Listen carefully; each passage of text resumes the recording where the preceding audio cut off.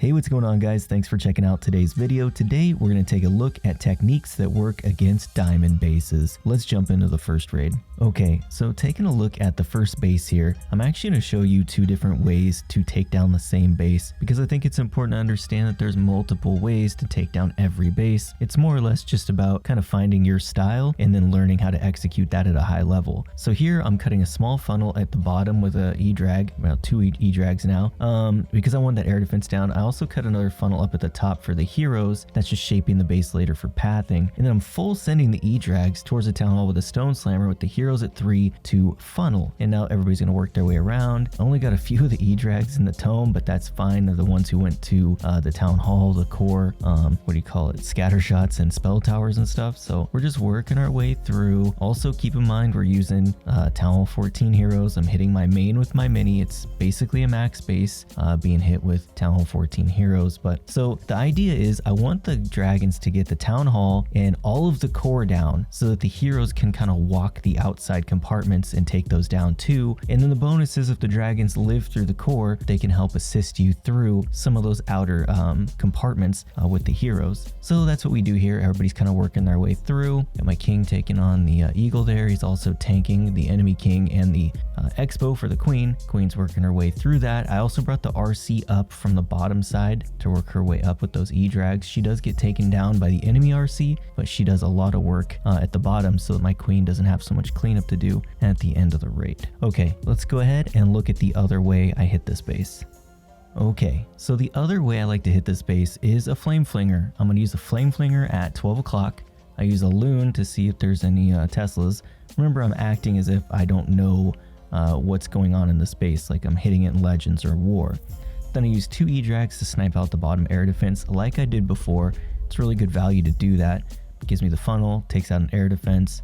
It's not too pricey. The only difference is this time I'm using my E-drags to snipe the town hall. Town hall snipes are not easy. It's something that you kind of have to practice and get used to, knowing what to do and when, where to put your drags, when to add a dragon to help support, when to use a freeze, when to use the rage.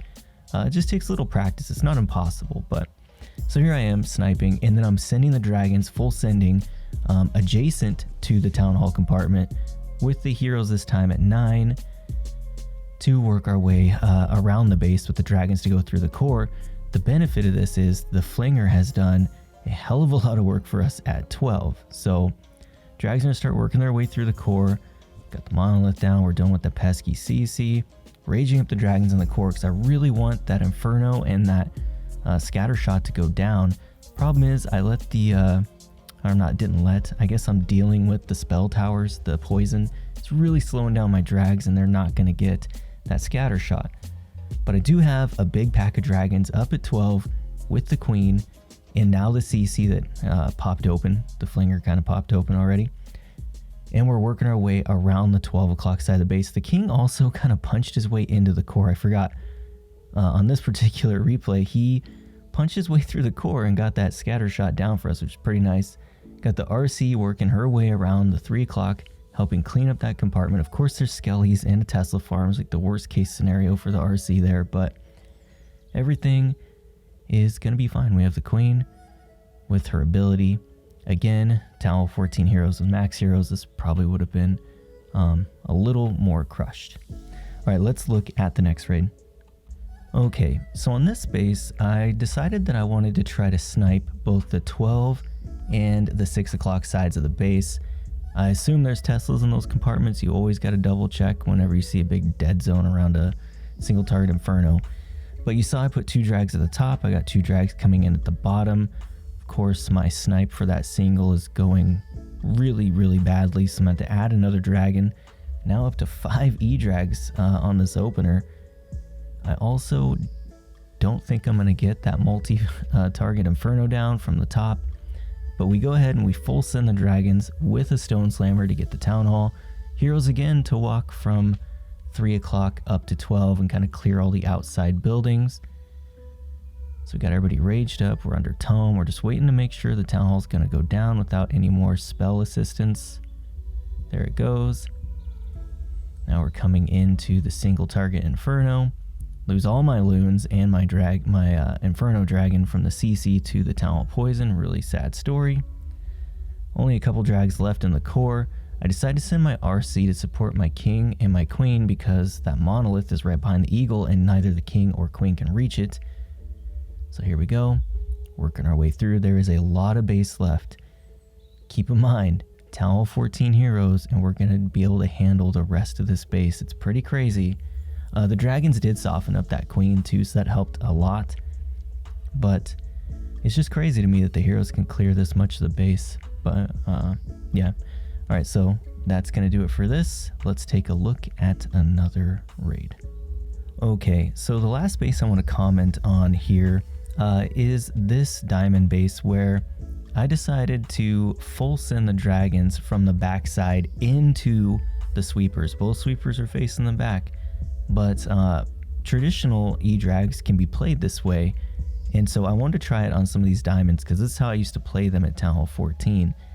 So here we go, we're sending them in, and the only thing that I'm doing different than 14, at Town Hall 14, I would keep the Stone Slammer with the dragons and just YOLO and risk it.